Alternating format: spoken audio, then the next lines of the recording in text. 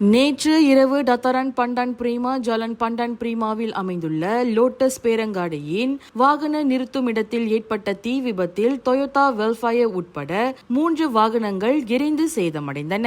இச்சம்பவம் குறித்து நேற்று இரவு 8:27 மணி அளவில் அவசர அழைப்பு பெற்றதாக ஸ்லாங்கூர் மாநில தீயணைப்பு மற்றும் மீட்புத் துறையின் செயல்பாட்டு பிரிவு உதவி இயக்குநர் அஸ்ருல் ரிசால் அஸ்பார் கூறினார்.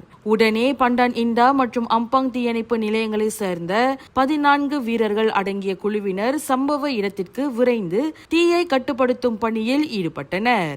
இரவு 8:43 மணி அளவில் தீ முழுமையாக கட்டுக்குள் கொண்டு வரப்பட்டதாக அவர் தெரிவித்தார். இச்சம்பவம் குறித்த விசாரணையில் டொயோட்டா வெல்ஃபயர் வாகனம் முற்றிலும் கருகிய வேளையில் BMW மற்றும் ஹோண்டா ரக வாகனங்கள் 80 விழுக்காடு தீக்கிரையாகி இருந்தது தெரிய வந்ததாக அவர் இன்று வெளியிட்ட அறிக்கையில் குறிப்பிட்டுள்ளார். மேலும் இந்த சம்பவத்தில் யாருக்கும் காயம் ஏதும் ஏற்படவில்லை என்றும் அவர் கூறினார்.